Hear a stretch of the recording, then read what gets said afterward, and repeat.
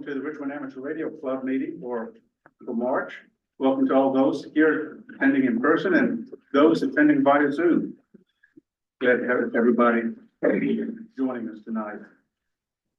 Do we have any visitors tonight? Your name? Grace. Greg? Grace. Greg. Grace. Grace, okay. Yes. I can't hear up here for some reason. And you? Micah. Okay, Mike. Do you have a license, amateur radio license? Okay. Nope, just sort of trying to get into the whole thing. Built the Crystal Radio recently, and I find it fascinating. Oh, you're at the right place. Good. And school will be starting up in. Started already. Started already. Yeah. So we got the school classes for the FCC license just started. Oh, find other ways to get into it if you want to, okay? Okay, so that's great. Those classes take place here in the evenings. Yes. Tuesday evening, I think, yes. Yeah, okay. Yeah, we got Tuesday, Wednesday, and Thursday, I remember which class is good, so. Okay. Technician, general, and extra, Yes, well, yes. all three of them. So technician class, and if you look at our website on amateur radio, you'll find more information about the school. Perfect, thank you. Or actually, I have a brochure right now. You got it out. You just happen to have some brochure. Yes, they were in the box. Because even though I'm using my AirPods to talk to you on the phone, the meeting's coming through the audio of my iPad. Any other visitors tonight?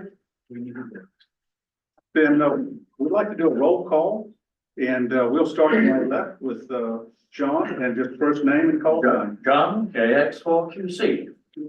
Adam, KQ4OTH. Armin, W81UQO. Lauren, W4LEW. Mike, K4RKO. Emily, WB4EMY. Dan, N4DOB. Kathleen, K5HTV. Rick, K84OHL. Tom, K84CK. Steve, W4SB. Tom, KG4BIZ. Madeline, M4EG. John, KC4WT. Back row. Bill, N4WLT.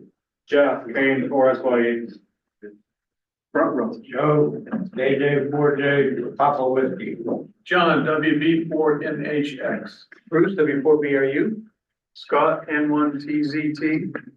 Dave, KR4EYF. Lynn, KQ4YLD. And K4QJQ. Alex. I'm Daryl, WW4F. I'm Ken, WV0L. Okay, online, we have Dave, KO4VEM, John, W4ZA. Debbie, KK4OWU, Martin W, I don't have a call sign. Martise, I don't have my license yet. Okay, and Patrick Bullen, K4PKB.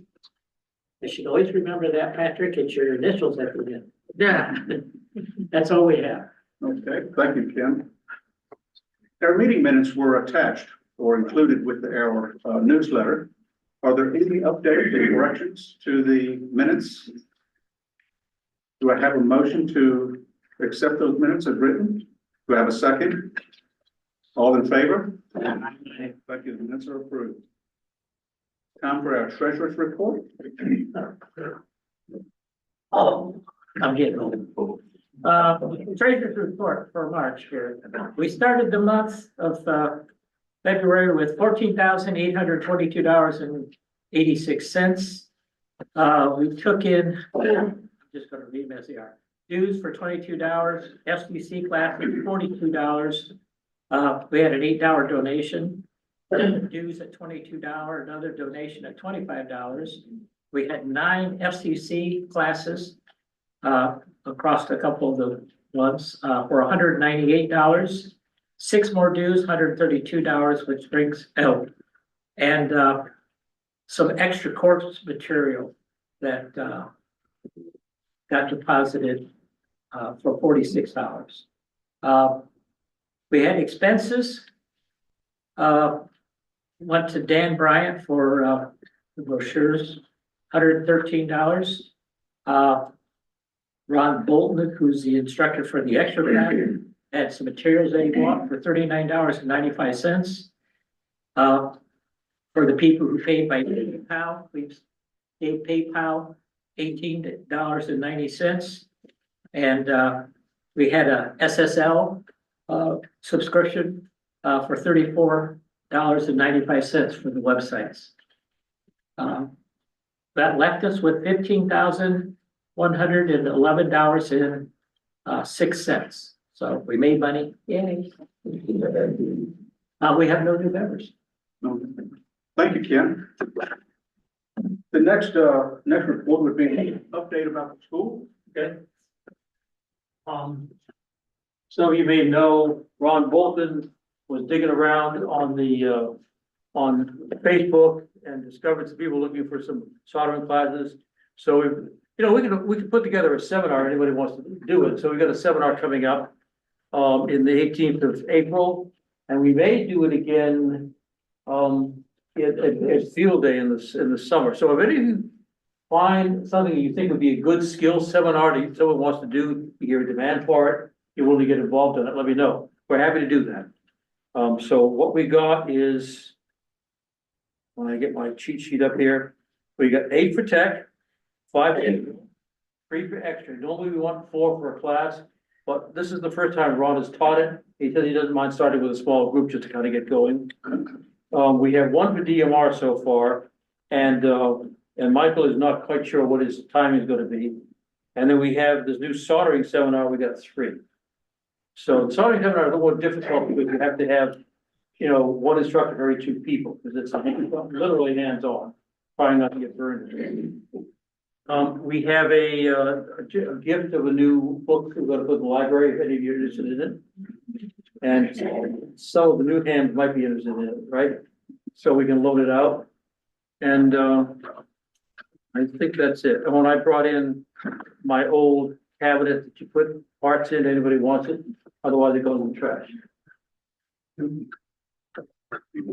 Oh, yeah, that's right. And I do have a show and tell, we'll get to that. We have a question on the, from the Zoom people. Wanted to know when the entry-level test will be given this quarter. RARC gives a test the second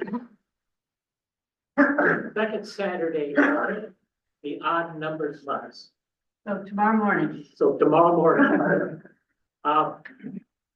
Also, the, I'm gonna not remember where they're at. Palatine, yes. Palatine Club gives a test the first Saturday of every month, but that one costs $15. $12 now. Oh, $12 now. Takes a minute. Yeah, they switched to is behind it. So $12 and, ours is free is the other part. So tomorrow it's free if you want to go take it, and enjoy. Well, is ours going to be here? No, it's at the library up the street here, the Bon Air Public Library. On Air Public Library. Good. Any other questions, school related or testing related? Okay, moving on. The D-Star repeater status, that's been running fine. Yes, it has. It's up the remote station. We had some problems with it. Ken and I worked on it. It looks like if you change the parameters like frequency and mode, that sort of thing, in the wrong sequence, it doesn't like it. Fred Vincent discovered it. So we got to check. We figured out how to make it work just fine. Now we got to figure out if it's really a problem, and if so, we need to report it. Okay.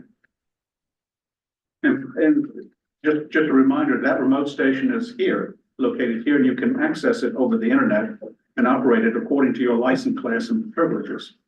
So that's and it works pretty well. Yeah, we got a seminar coming up on it, so. Yeah. Yeah. Windows is free to go download the app. If you have an iPhone You're out of luck. Out of luck, And if you have an Android device, it's $9. $9. What if you're using a Linux? If you're not using Linux, no, I've talked to a lot of people who try to make it work on the wine and bottles, and they can't get it to work. Oh, So you gotta do either Windows or you gotta do, Android.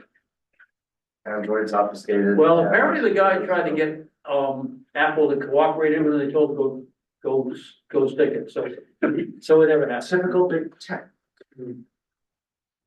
Anything to report on net activity? I'd like to make a comment on that. Sure, you have the 6 meter Yes, FM inside man? yes. You also have a 10 meter net on, first 6 meters is on Sunday night at 7 p.m. And it's in the newsletter, Right, and I'm not controlling that. I also have one on Wednesday, 10 meters on 24/7. That's also in the newsletter. And an FM on 6 meter on Thursday. So these are a little bit lacking at participation, but we have about 4 or 5 that really constant SAMs. So we need to have more that participate, add new information and about yourself or whatever. And you'd be more than welcome. So we need more participation with those 3. Plus, Tom has an 80 meter net on Monday night. It depends on what's available. Right. Yeah. 3858 to 3865, whatever's open, whatever we can grab. Just listen to that voice, then you'll know your first one. From 7:30 till 9. Thereabouts. John, do you still have your 40 meter net on, every second Thursday? No, that was, with, DDXG, and, I've handed that on, so, how are we doing with that now? Well, we have to do it in The answer. There we go. lack of participation. Gerald, we got another one on 40, Monday through Friday at 8 o'clock, 7234. Guys up north, but Steve and I are on it down here, so. In North Ohio, I think there's one station in Ohio. There's and 3 in Cincinnati, 1 in Illinois, 2 in Jersey, 1 in New York, and Steve and I down here. All right. So the nets are where you'll find us, we are, that's, if you want to come out and meet us, we're really not out operating in the field, we're at home in one of our nets. Great. Yes, sir, Well, we also have the new Hams net that's right. every Tuesday night from 7:15 to 7:45. And you're rotating net, Net control. also, people get a chance to be net control, so, in a really nice environment, everybody's really supportive of this thing. We have about 8 to 15 people on. So that's a good net. Yeah. Yeah. Very good. That's it for the nets. Or is there any old business we need to touch on? Any new business? Then announcements. I have a few announcements. These are reminders. You've seen these and heard about them, but just remind you that the 2026 Virginia QSO party is March 21st and 22nd. We had Gordon Miller with us via Zoom in 4QA from the Sterling Park Amateur Radio Club, which sponsors the Virginia QSO party. And so if you remember to go to the Sterling Park Amateur Radio Club, you can get back to some of those details he was sharing with us, the logging programs, for example, and how that's working. Also, we have from Chevy, you would have seen his note through Groups IO, RAT's invitation to they'll be hosting a QSO party at the Laurel Park in Rico County. It's just off Hungry Spring Road, 10301 Hungry Spring Road. By the railroad track. That's correct. Yeah. So that they'll be out and they're welcoming, they're hosting it, and welcome everybody that would like to come out and operate from the field and in the QSO party. Be prepared to have audio interference from passing trains every 30 minutes. Believe me. The, also, I should mention, to back up, the Virginia QSO party, you're operating that. This is the, this year it's the special, the year of the club. And so they're counting contacts from the club. So it's, so you could work using and you could work using the W4ZA call. That call, we have two calls, it's FJ and ZA. We're better at using ZA, I believe, in this case, because FJ is for the D-Star repeater. Yeah. So we get, Whiskey for Z Alpha, yes? Mhm. Right. So keep that in mind that, you know, the club will be recognized. So the year of the club, there are special events that we can participate in, and Dan is making some submissions and about our website and newsletter, things like that. We're a little bit of competition. So they're looking at the different clubs and what they're doing and looking for best practices, and we'll recognize those clubs that are doing that. So that'll be another thing they'll be looking into. The next announcement, we saw that from Jim, UProp's Monument Avenue 10K on April 18th, providing communications there for the marathon. Go to the RATS, that's Richmond Amateur Telecommunications website. And you I can thought sign up. UProps and Monument Avenue no longer existed. The family, UProp's family exists. Oh, well, okay. And Monument Avenue, so you might be thinking, boulevards. So, the situation is indeed a mess.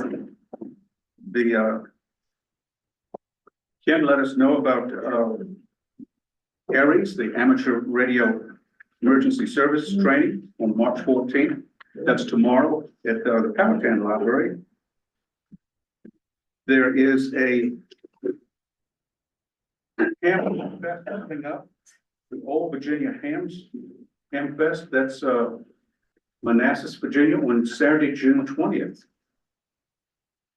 That's and that's in a new location. That's on 13833 Dumfries Road. So you'll want to look at that. If you've been up to the Old Virginia Ham Fest, or flea market, ham radio flea market, you'd want to go back and look at that because they just recently changed that location today. Another announcement, badges. I still have some badges here. Like David Robertson, Steve Walker, Jeffrey Augustine, Doug Domkowski, John Anderson, Steve Hewitt, Lynn Davison. Good. I'll bring it to you, right? Thank you. So if you know, you take a look at these badges, if you know anybody, if you see them from time to time, go ahead and take their badges. We like to get these badges out to everybody. So let's just take a look at that and see what we have. In the final announcement I have, and it's something from Bruce, is the Bon Air Victorian Day Parade. And we want to participate in that. We'll put up the table and banner and have a, the residents there. That's Emily's thing. At the church, Emily? Yeah, it goes from the Baptist church to the Christian church on Buford Road. It starts at 11 o'clock and we've got 2 booths, spaces, and they know we're gonna have antennas and everything you can think of. We have 2 vehicles. I'd like to get some sort of signs talking about who we are in the school put on the vehicles that have the most antennas we could come up with. Did you get the club has signs? We have some signage. Yeah, we do have the posters, but I think you're looking for one of the car. Keep meaning to get a hold of Rob Thomas and see if we can put something together. Yeah, That'd be something good. to stay on the sides of the cars Yeah. because they're going to parade. The date is May 9th. And if you're not gonna be in, don't watch us. Yeah.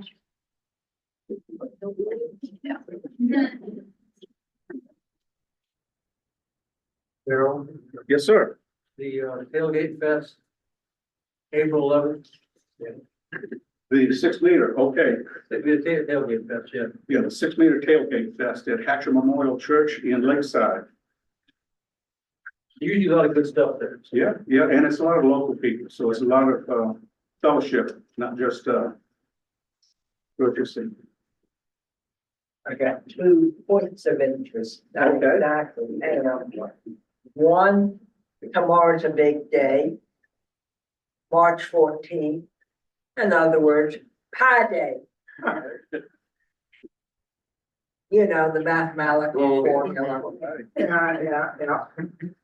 And I've known this for a while. This company called Commonwealth Fusion Systems. They're spinoff from MIT.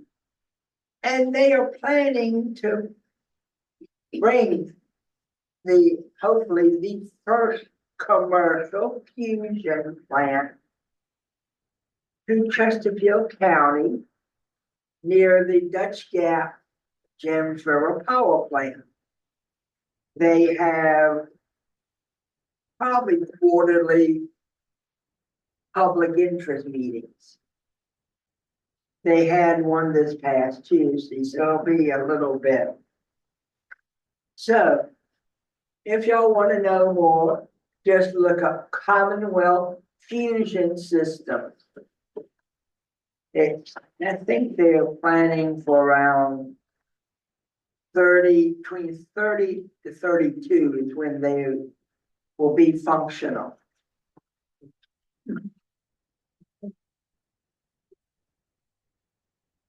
That was a flyer.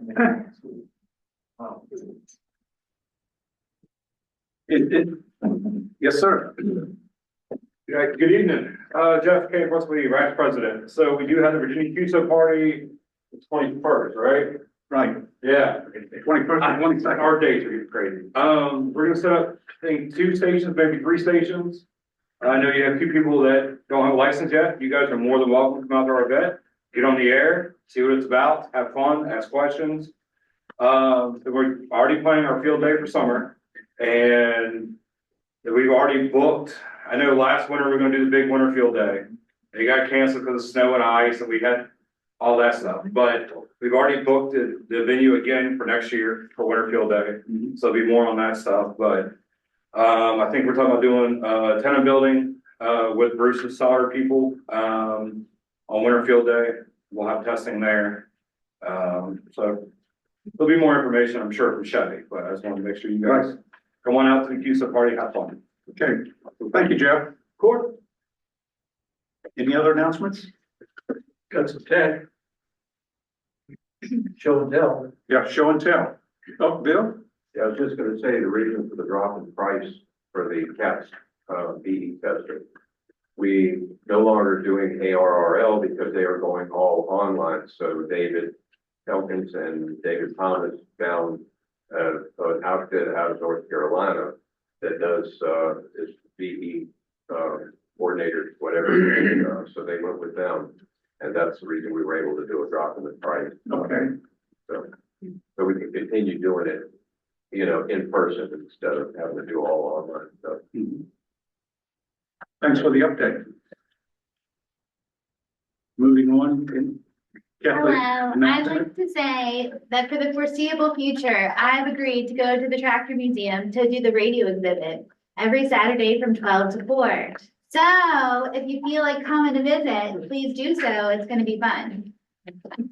So the radio exhibit is a collection of vintage radio gear and electronics.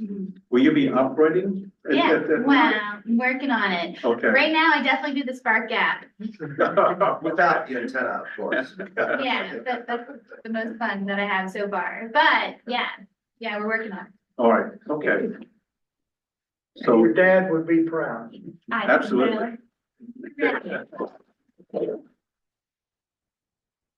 So that's the Keystone's Antique Tractor and Truck Museum. And radio. And now radio, thanks to Catherine. Now radios. When's the power going up? Oh man, I'm working on it. Come on down. Brad's plans to. So, any other announcements? Any show and tell? Got one. Go. ahead. Well, as you know, if you do, things like, QSO parties, that's, you have to keep track of, you're my number one caller, number two caller. I always get lost with that. So I found some high tech. 001, 0002. So a little $5 sort of thing really helps you, because it's just hard to keep track of. Thank you, Bruce. Rick? So I have a SDR Play software defined radio. And there's several versions of the black box software defined radios that you hook an antenna on one end and the UST to your computer on the other end. So usually you'll have a computer program and usually you have to tend to use the mouse. And I always thought that was kind of tedious. So I got this, it's called the Contour Shuttle Express. Whoops. It's got this, so you can tune it like that. So it's a more natural feeling. $65. Oh, like a mouse. It's like a mouse wheel, except you can turn it like that. All right.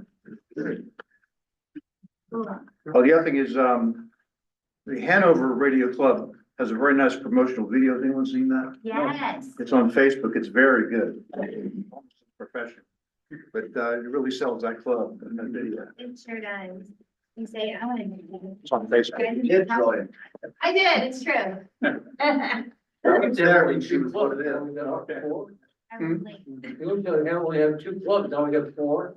It was a very impressive video promotion. You ought to Really look at it. And we got Good Hanover video. Power Can too. Question over there, I think. Steve? Yeah, show and tell. Yeah, Steve. All right. The general class, was doing soldering, to teach them how to do things. I thought it was not working correctly, but I think I understand. Well, on the picture here, yeah, but it shows up. It's a little, oh, it does stop.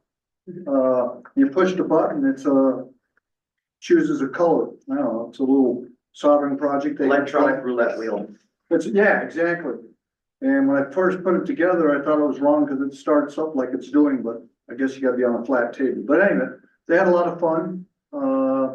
We got one that didn't work. I tried to figure out why. I took it home. I don't see a cold joint. Check the tracings. Yeah, something's weird with it. But anyway, they're having fun with it. It's a good practice. And from that, sprung with Bruce, soldering projects, soldering class. Thank you. Any other show and tell? That would be me. Okay, yeah. But I'm not getting up. I'm having a bit of lightheadedness. I always get this way. Anyway, 2 devices that I'm working on, besides my clone here of the Robot Research Model 800, the RIDI and CW teletype terminal with the integrated Model 400 SSTV converter and an actual display screen, as opposed to having to connect an external monochrome display via PNC, which it does have that capability, but I also have this thing on it. Not finished yet, having trouble with the power supply and programming the ROMs.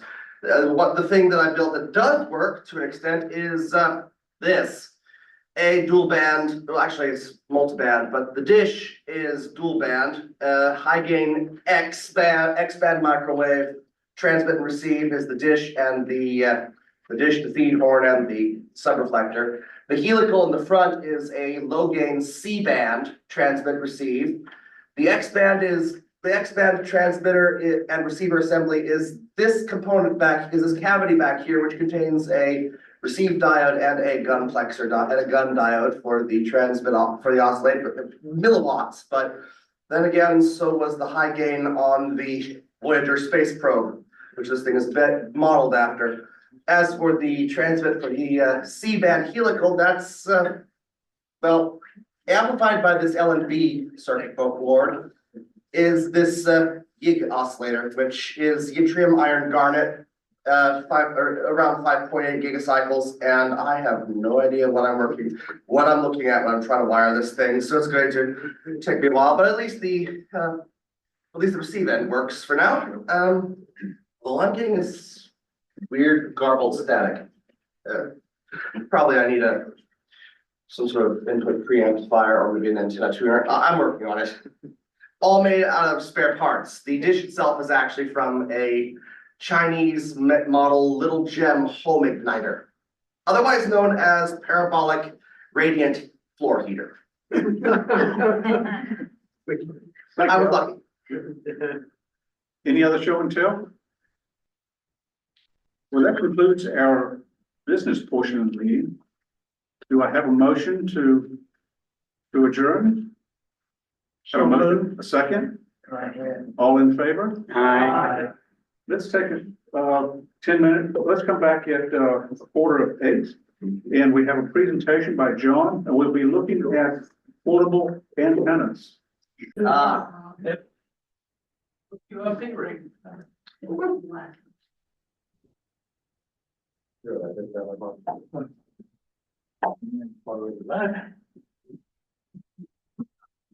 If you could look at this up on first slide, we'll probably take it from there.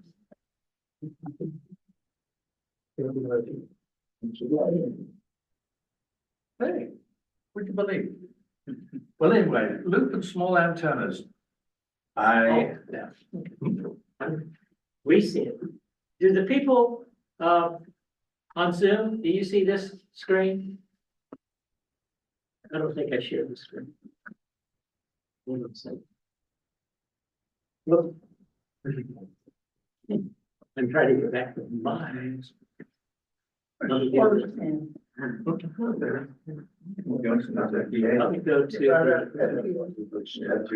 Those guys sound much different. Oh, well, fuzzy.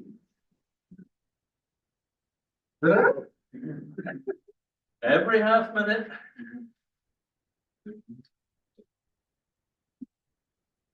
Oh,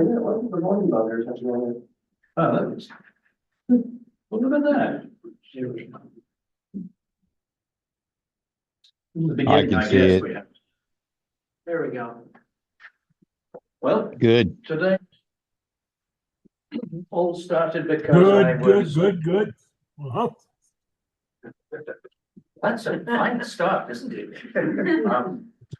Well, this all started because I got led astray by the Windy Hill gang, and people have been intrigued by the idea of just a little G90, and you can do sideband and digital from a parking lot, but you do have to have an antenna. And some of these are loops, and some of these are verticals, and a few other things too. So I thought that it might be fun to share some of this because, as you see, it goes way, way beyond Windy Hill. So the usual disclaimers and excuses. I'm no expert. Everything I know about antennas, I learned from Bill. I'll share what I know about portable and QRP use of these antennas. Hopefully I will learn something. And hopefully, most of all, we'll have fun.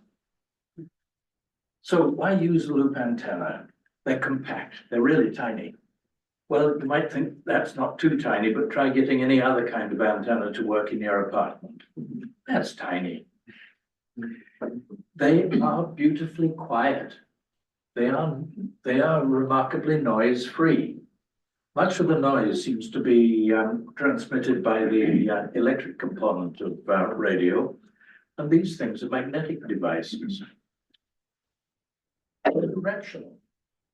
The directional of the beam is pretty broad, so it's not much good for steering in that regard, but it has a deep, deep null, which is very useful for aiming at interference or being nice to a fellow operator who you don't want to overload with your transmitter.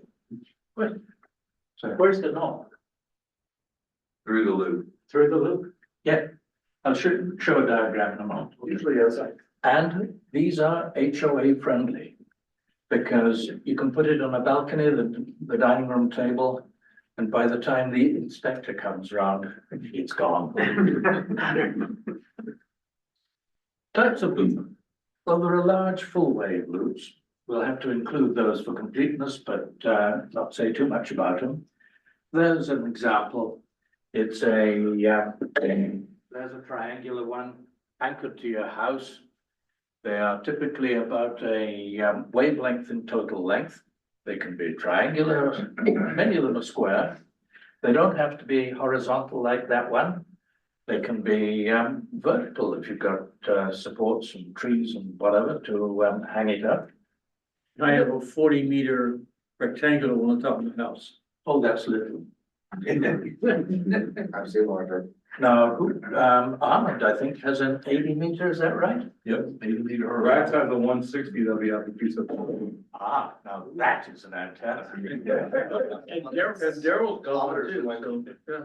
Size matters, I guess, I don't know. Anyway, that's what they say. So there is a magnetic loop. The whole thing is obviously a very different kettle of fish. The loops can be round or bent into odd shapes. There's a Ciromazzoni one from Italy. This is designed to go in the attic, be remotely tuned, or you can sit it out on your balcony. And once again, when the HOA people come past, deny all knowledge. Then you can get really clever with these.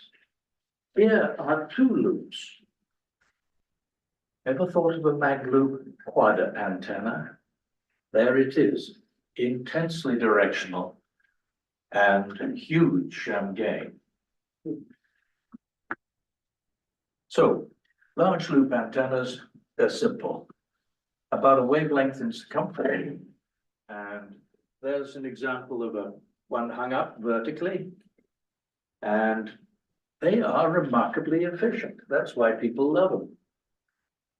Now, what can you do in the way of variants or the way of hanging them up? Well, there's a triangle one. You obviously can have it point up, point down. You can feed it at a corner. You can feed it on a side. Does it matter? Yes, it does. It depends where you feed on where you feed it. Depends. Is this thing going to have a low takeoff angle, and its polarization changes? So, out of the four possibilities there, feed it in the middle of the bottom with pointer up. That's wonderful. It squirts most of its energy straight upwards. Wonderful for ENFIS. This one, fed from a corner, also point up coincidentally, not like this guy. That one has a nice low takeoff angle, beautiful for DX. The feed, it's just the center conductor goes to it and the ground shield goes somewhere. Oh, you've got two ends, shielded core. But the loop is one continuous. Yes. Yeah. So basically, Yeah, you just short it out. Yeah, you're loading, you're taking the power from that and loading it onto the wire. but the wire is one continuous wire. Sure, it's absorbing the energy you're sending. Right. It's And basically setting it off. inductance. Yeah. Isn't it wonderful? Yeah. Yeah. Anyway, you've got the two wires separated. Direction depends on the height and the shape of the thing. They vary between bidirectional and omnidirectional. And just as most antennas, the more you get them off the ground, the lower the takeoff angle. And the more you get them closer to the ground, it's like an NBIS. What? Near vertical? Okay, yeah. Okay. This is a more usual horizontal square or kind of square big loop. It has poles and whatever.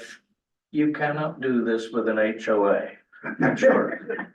And you can't do it at home either. Well, you might be able to, because I'm waving this thing about. This is just a telescopic rod width antenna, fully extended. It's a good 18, nearly 20 feet. You could have a telescopic 18-foot arm, another one, and join the two with a piece of wire. You now have a delta loop. And when the HOA comes round, it all goes round to almost nothing. What, me? So large loop, the advantages are that efficient, simple construction, they're wonderful performers, multi-bandwidth tuner. What's not to like? Disadvantages are they require space. They require hanging up from trees, your house, poles, whatever. They need some kind of support, and that may not be practical. But don't give up. You can still do a loop with these things. So, large loops, I think we're just about done, aren't we? So we're going to today focus on portability, small mag loops. They're wonderful, no ground. A few important verticals and the like. They're easy to set up and match, and but there is a ground to consider. So maybe not quite as convenient as one might think. So what goes to a small loop? A conductive loop, there it is over there. A high voltage capacitor, you might say high voltage, that's only a G90, 20 watts. We'll see about that in a moment. I have the burn to prove it. A coupling loop, that's the metal little loop at the top, or a gamma loop. Gamma match, everybody looks horrified. Gamma matches are not too horrible. Wait for a moment. You want to make a mag loop. They're easy to make. And in fact, this fine club, I think in 2020, had a mag loop presentation, and it was pretty much how to make it. It's still there, and it's on the website. Don't worry about copying all that down. If you take a QR scan or photo of one of those sheets down there, you can have all of this nonsense complete with references and Honda. Kawabunga. Well, there was a time when you have to have the magic word in your presentation. I'm not sure that one's going to do it anymore, so let's get rid of it. What about that? Ah, that's the one, isn't it? Well, I asked OpenAI to design a mag loop optimized for HFDX with references. And it was interesting. Mostly good, but not new advice. Interesting, by trial and error, we seem to pretty much come to what makes a good mag loop. And this really was not much extra help. But anyway, the whole thing is available on the download link. So let's have an Alex mag loop, one of the commonest of all, apart from the Chameleon. This is a low power, about 20 watts max. It's a loop of coax cable, and to make that coax cable of minimum resistance, the shield and the core have been shorted together. There is a little loop, not in contact with it, but inside the big loop, and that's the inductive link that gets the signal in and out of this apparatus. The loop is continuous at the top, and the two ends come to opposite sides of a variable capacitor at the bottom. How does this thing work? It's easy. This induces a current in the big loop. When the capacitor exactly balances the big loop's inductance at the chosen frequency, you have a beautiful resonant system. And the charge swings back and forth,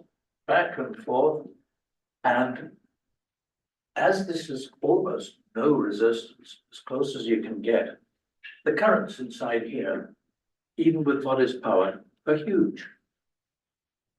And what happens when a current flows in a loop? You have an electromagnet. And that's how it spits out its radiation. It's a different thing, isn't it, from that big loop? This is a magnetic device. So let's take a look at a few, some commercial, some not. Here's the Chirometsoni baby loop, higher frequency bands on HF. It looks a little confusing. There's the capacitor at the top. It's a real big capacitor, isn't it? You don't have something that size in your junk box. This is because this is a 100 watt device, not a 20 watt little QRP thing. How does it work? Well, there is a little motor here which pulls on the sides of the loop that's hinged at the bottom. This allows the loop to open a tad, close a tad, meshing or unmeshing the capacitor to achieve a resonant state. Here's the stealth loop from the same maker. You might find it a little difficult to figure out what the heck's going on here. There's the capacitor. Motor is there. And it goes almost flat for you to transport and take anywhere. You can park it in the attic, take it in your truck if you like. What if you want the lower frequencies? This is Chirometsoni's large loop. This will do you 80 meters, no problem. There is the capacitor. It's almost exactly the same, isn't it? You can't really see it on this one, but hiding in there is a gamma match. There's a gamma match. What if you want a big loop and you haven't got space to put it? Well, crumple it up. Have you ever seen one of those beautiful pictures of dipoles in the antenna book, all beautifully straight? And then have you ever been to anybody's shack and watched them, looked out of the window to see where's the antenna? Oh, it's the thing that goes zigzagging back from the clothesline and everything else. Antennas are remarkably tolerant for being folded and diverted, whatever the length matters. So there's the big capacitor, motorized at the top. Here is the coupling group at the bottom. What I'm trying to show is that there's a theme that runs through all of these. They have much more in common than at first they appear.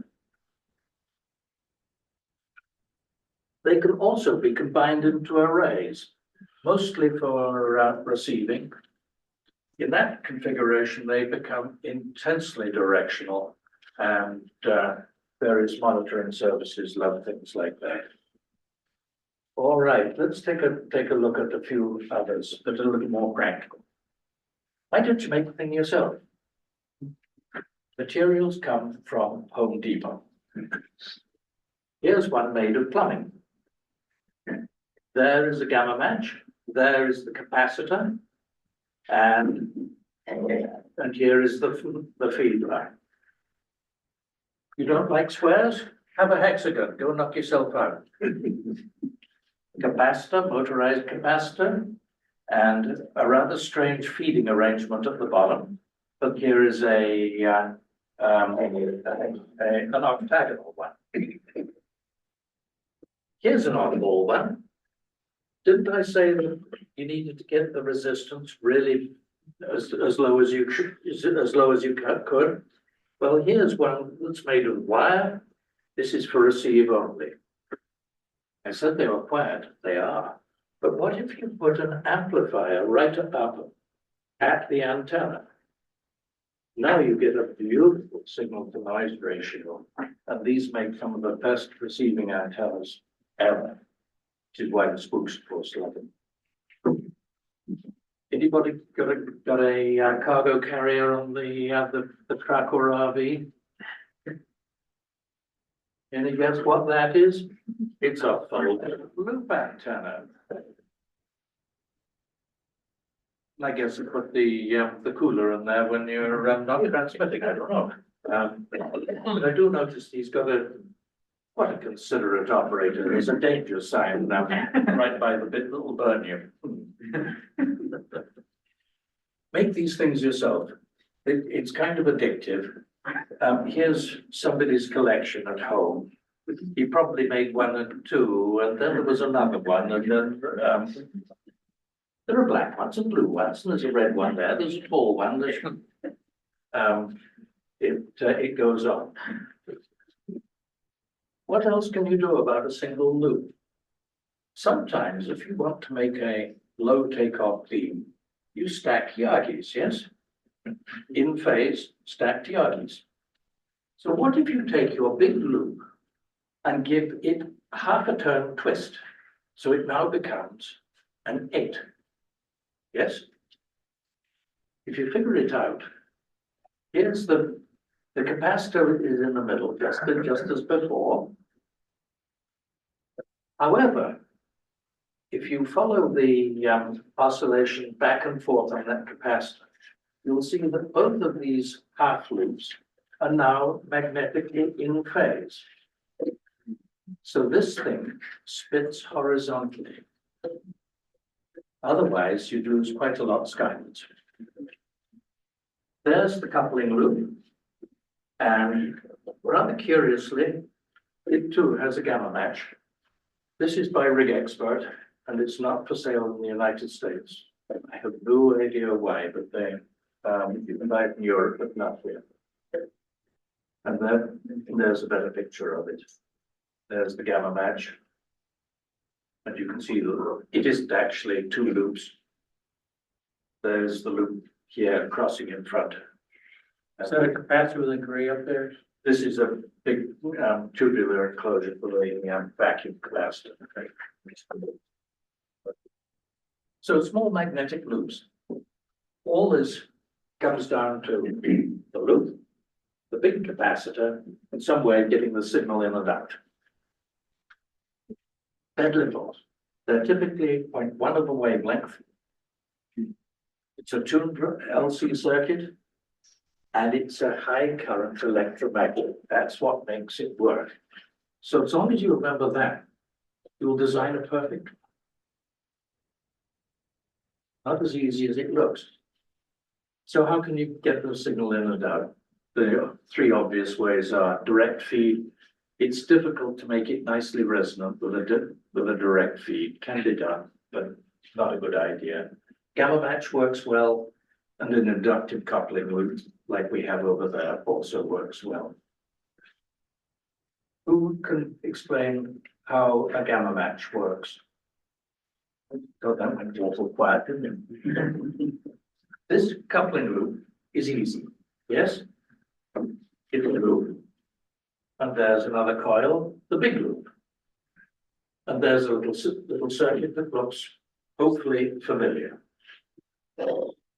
Now, over here is the capacitor, the inductance of the loop, R, with a tap on it. There it is. For goodness sake, we make these things for balance. Yes? This is really only a very slight variant of this, but it goes with a wonderfully impressive name.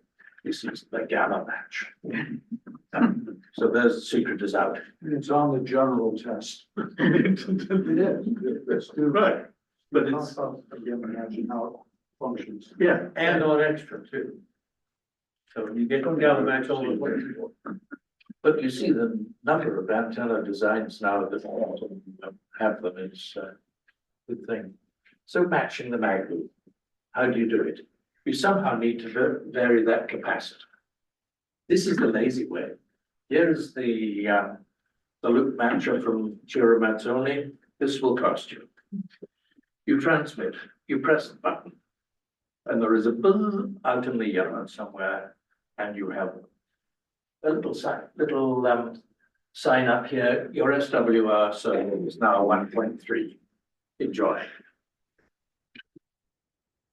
Here's one from Precise RF, same sort of idea.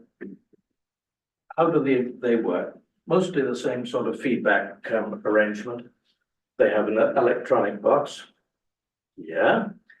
And there is the coupling loop. You measure the SWR in the coupling loop. And then you send a signal to the stepper motor on the capacitor to tweak it one way or the other to get the lowest SWR you can. Low power automatic tuners have just a selection of inductors and capacitors and relays. These higher power ones, though, need a vacuum capacitor. There's a vacuum capacitor and its motor to drive it. Small loop components. The only one that's really critical is this darn capacitor. Now, this is full of numbers. Don't worry about them at all. Across the bottom, here is frequency. The pink lines are the ham bands. Up here is the voltage on that capacitor. The pink line is for 5 watts into this resonant system. Lordy be. 40 meters, there it is. You have 1 kilovolt on that capacitor when you're operating this antenna with 5 watts. Do keep fingers away. Now, what if you have one of the nice big fancy ones and you put 100 watts into it? You're now looking at 4.5 kilowatts. You can do some serious damage with that. So how do you get around this? Well, it's either a very big capacitor, Chiramazzoni style, or you use something fancy like a vacuum capacitor to take the high voltage. So does it matter how much this resonant thing, how much resistance it has? So I understand, if you had the 100 watt and that thing sitting in your backyard. Yeah. And somebody went up and touched it, Yeah. it'd kick them on their butt. No, it probably wouldn't, because it's RF. It would just burn the end of the finger off. Okay. I mean, whichever you prefer. And the HOA comes around and says, what did you have? Right, yes, it touches you. HOA comes around, you tell them, I liked it.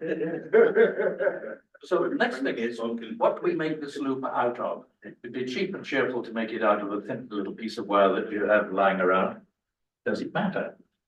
Well, we can look at a resonant circuit with capacitance, inductance, and resistance. Here is the math. Do we have a stomach for the math this evening? No. Shall we do it with pictures? Yeah. Right. Good. Now, what happens if you get the resistance really small? Intuitively, you can probably imagine that charge flies around the loop, bouncing happily, and makes it a nice resonant circuit.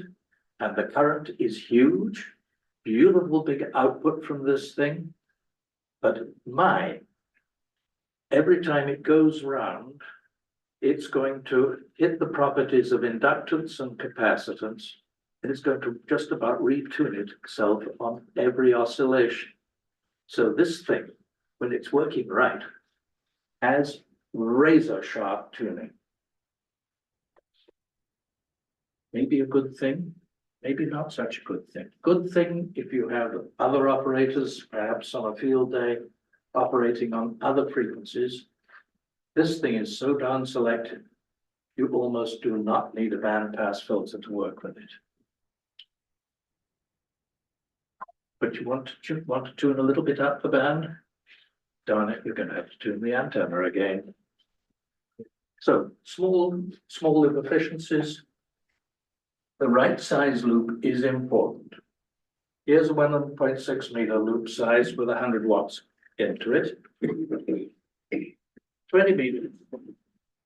It calculates out to 88% efficient. Pretty darn good. What about 40 meters? Still 36%. Yeah, okay, I guess. Tempted to try 80? 4%. No. So they have rather a limited frequency range. So if you want to cover all of HF, you need more than one loop. Now, here was the pattern we were talking about. Here is the famous donut. Here is the loop seen edge on. We're looking down on it.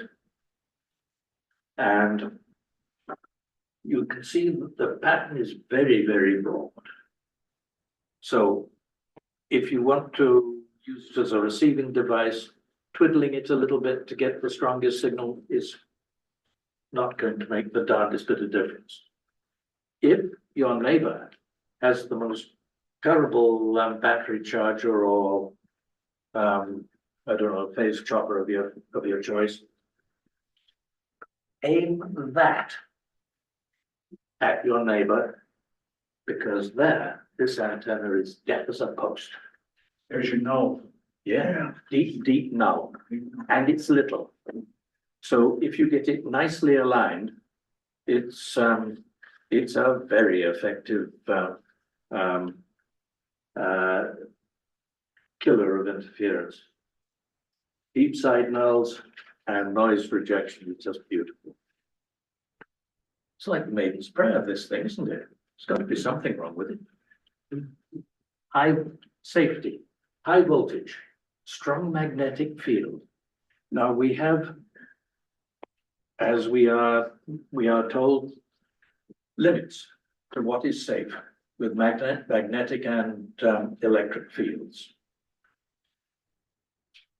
I don't quite know how dangerous the magnetic is, because even this little device, this field is weak compared with a medical MRI. And we happily hook each other with that thing every day. And nobody seems to come to any harm. So maybe we also have to think of a few more sensible things like duty cycle and but keep well clear anyway, unless you have no option. Here's the electric field, 40 meters, 10 watts. About 2 meters away, 6 feet, you're well clear of everything. Keep it blasting as long as you like. And that's edge on and face on, safer still.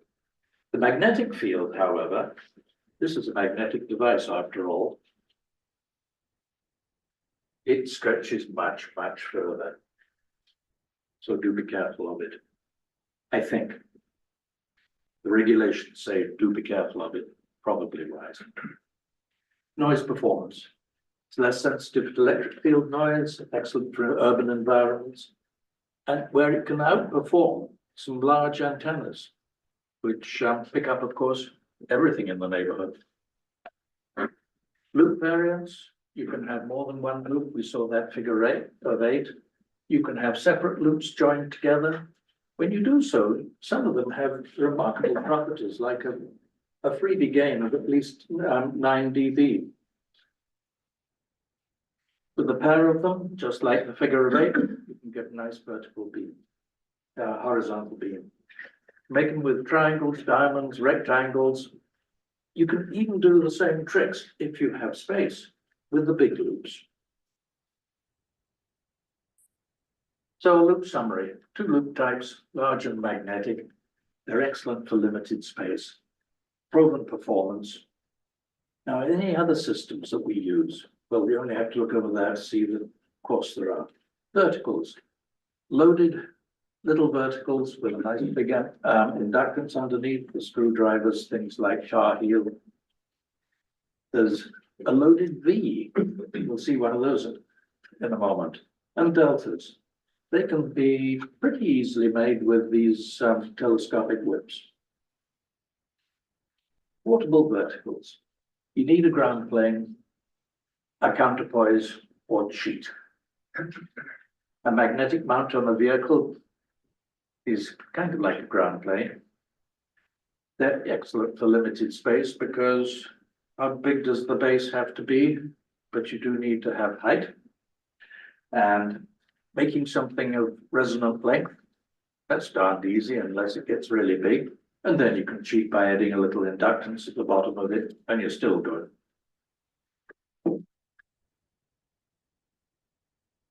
Vertical length. A quarter wavelength, 20 meters, would be 5 meters. Yeah, 15 feet, 16 or 16, 15, 16 feet thereabouts. That can do this easy. So you can go from 20 through 10 with just what I'm holding here. Easy.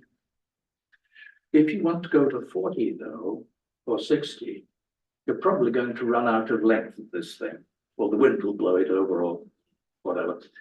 So then you'll have to add some extra electric length inductance at the bottom of it.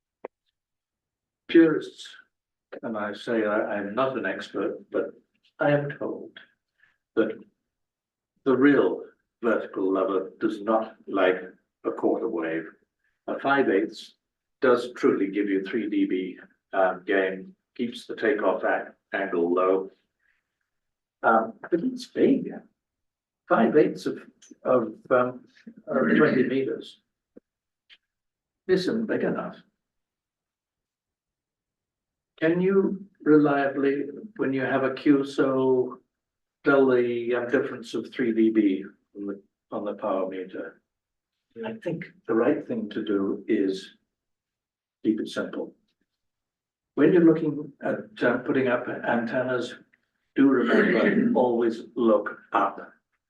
Power lines, light fixtures, and the bigger the antenna, the more likely you are to find out too late. Look first. Ground planes. Lots of radials. You can spread them out in the grass if you like. Spreading them out on a parking lot, not quite so practical maybe. Many ground rods, they work well, but parks and private landowners do not like you burying ground rods, burying radials. What about a counterpoise? That doesn't have to be sunk into anything. And depending on your ingenuity, it can give you a pretty good capacitive link to real ground, or it can give you a vertical and a something else, and you end up with an antenna that looks suspiciously like a dipole, or some big metal. You probably drove your truck to the park, and it's huge, and it's a one plate of a capacitor to Earth. Put a clip on it, give it a try. It's amazing how well it works. So here is KX4QC at Windy Hill. Truck, rig, beverage of choice, no. And there is the vertical. There's the bottom of the vertical. There's the coax. There, because we're doing 80 meters, there is a fixed inductor. There is a sliding variable inductor so that I can end up with the right electric length to get a nice resonant antenna for 80 meters, even though this is not very big. There are other really tiny verticals that are sold. This is a Chinese one, extended fully is only 5 feet, but it covers with this little matching unit a huge range of frequencies, limit of 20 watts, I believe. Better than nothing, but you truly, when you go down to something that size, you're trying to operate with a paperclip rather than an antenna.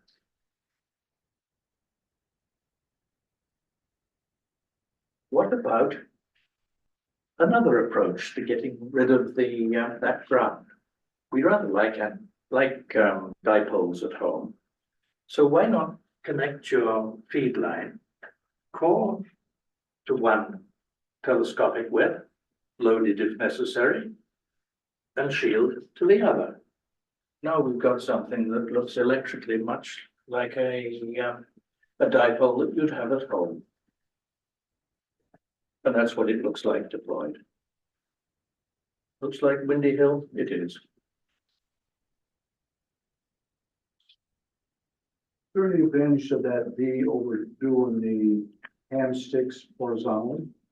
Probably not much, except that these are very light compared with the hamstick and they go best part of 20 feet unsupported. So what we've discussed is many antennas with some of the same pieces. I urge you to take a look at these. They are not expensive. This thing, stainless steel whip, $15. Amazon just a little bit more, about $17. You can afford one, promise. The inductor. Pardon the Chinese there, we'll do a little translation. There is 7 megahertz, 14 megahertz. So it's 20 and 40 meters. All those coming, what, M10 thread? Ah, yeah. And there is a fixed inductor. Here is the American Wolf River coil, beautifully built, but it does come at a premium price. Now, these all connect as to with antenna hardware over most of the world, metric 10 thread. For the enlightened people in Liberia, Myanmar, and the United States. It's true, I promise. No big deal. There is a little adapter here. It has 10 millimeter, to rather metric 10 one end, and 3/8 inch to join it up to antenna mounting hardware that you regularly find here. So no big deal. It does fit, but it does require just one fiddling little extra piece. Or you can buy your antennas. And strange, but some of us like building things, some of us like buying things. You can see that a V antenna, you can easily put it together for under $100. Or you can buy this one. This is the Chameleon Delta. 2 of these, one loading inductor, and a piece of wire with 2 clips. This is on discount from HRO. I'll have to read this so I don't get it wrong. $409.95 plus tax. And I'm going up there tomorrow if you want one. You should buy some.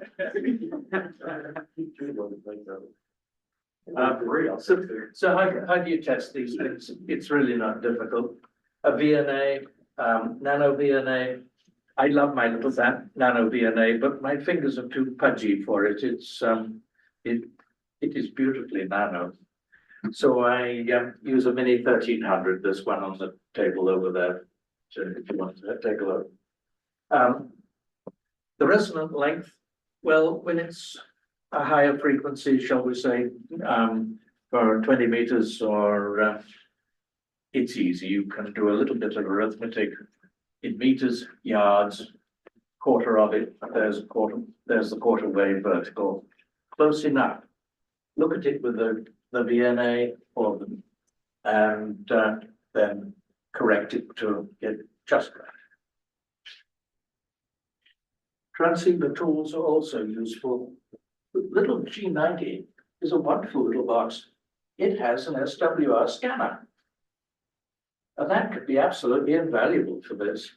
You see the dip of the SWR off to one side of the picture or the other, and you either pull on the whip or stick it back in a little bit and watch the dip come right back to the middle, and now you're right on the nose.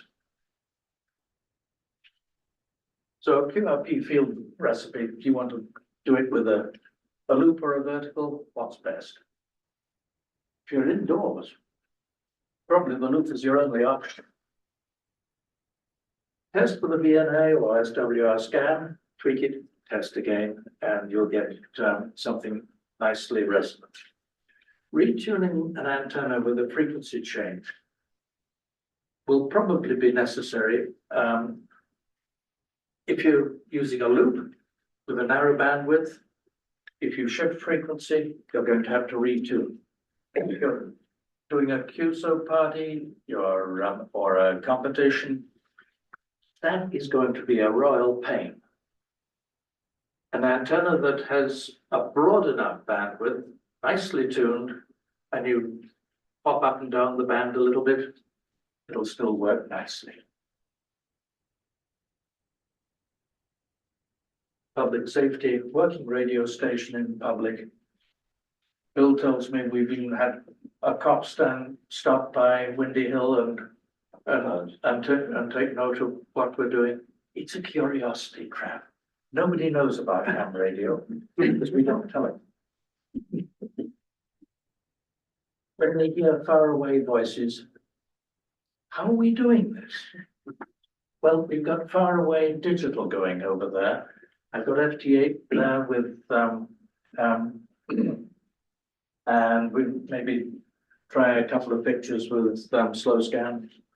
Share the fun with everybody, but remember, make it a great success and keep it fun. Fingers away from the antenna, high voltages, loop ends, vertical, the loading coil. These really can burn even with little power. And the RF and magnetic fields need to be taken note of. So, 2 loop types, some verticals, excellent for limited space, good performers, a public show of amateur radio, and it's important. And of course, it advertises the club too. So you'll see over there, I have a little sign, has my call sign on it, and it says that I come from this club. And there's a QR little excrescence on the card as well, which will take the visitor to the RARC website, front page. So with that, thank you. Easy questions, perhaps? Oh, that doesn't look like an easy one. I'm a neophyte in antennas, so I look at that loop and say, okay, I understand how it works, but it's only a little bit of metal. So educate me on terms, DXing distance versus, I've always had dipoles in 60 feet. Sure. So, I thought, I was under the impression more metal exposed to get, Well, captured. it would be. That's about the way you pick up the electric field. This is a magnetic contraption. It has a few other advantages, which actually I should have worked into this, but I didn't. Wire antennas, you put them as high as you can. A magnetic antenna, yeah, it gets a bit better with height, but as long as it's about 1 diameter above the ground, it works just fine. And performs similar to a wire antenna. Yeah. You gotta tune the heck out of it. But you do have to tune the heck out of it. That is. Yeah, it's gonna be very narrow. Or you go to Mr. Ciro Mazzoni and say, here is a few megabucks and give me your nice little automatic box and tune yourself. Yeah. And that would work. I would say someone in the club years or so ago has the HF loop. That's me. I have the zeros on, regular. And it sounds good, doesn't it? Yeah. So this isn't a question of how much metal, it's because it's a magnetic. Yeah. Okay, I understand. It's a, really resonant antenna. Yeah. For that frequency. And, I mean, it'll, I tell everybody, it keeps me connected with hobby. I'm in an HOA. Yeah. So long wire, I would much rather have dipoles or thin fit long wire. That would be my first go-to. But it's a good meteor signal. But I have a lot of fun with the loop antenna. It performs really well. And you get DX with it. Yeah. I use DX Engineering MacBook, 500. almost exclusively for receiving for the 80-meter net and even the 40-meter nets. I'm transmitting on a BMW 9, which is the dipole. But, you know, I switch back and forth to the maglet, and the maglet works just as good as the BMW 9 for receive.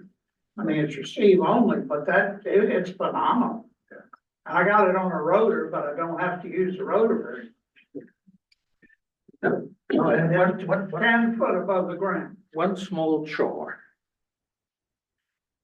When I brought that stuff in, somebody said, "Oh, you have brought all your kit and caboodle in for the table." There's my kit. What is a caboodle? The ham chicks ought to know this one. Kit and caboodle? Well, they always go together. No, give me a guess. Is it in the bag? It is not in, there is no caboodle in the bag.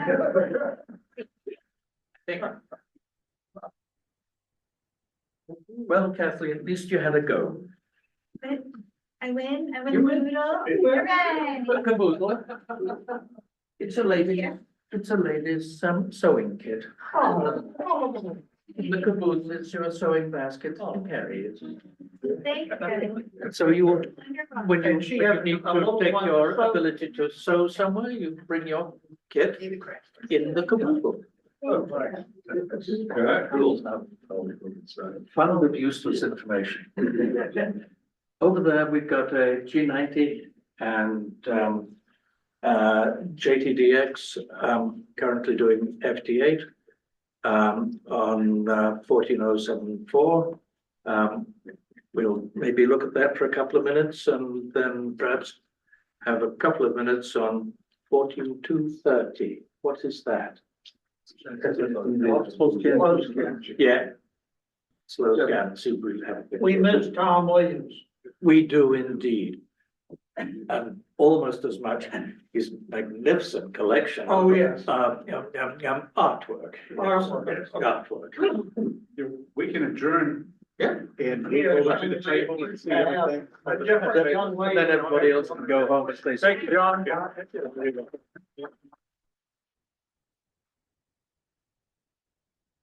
We adjourned. We're adjourned.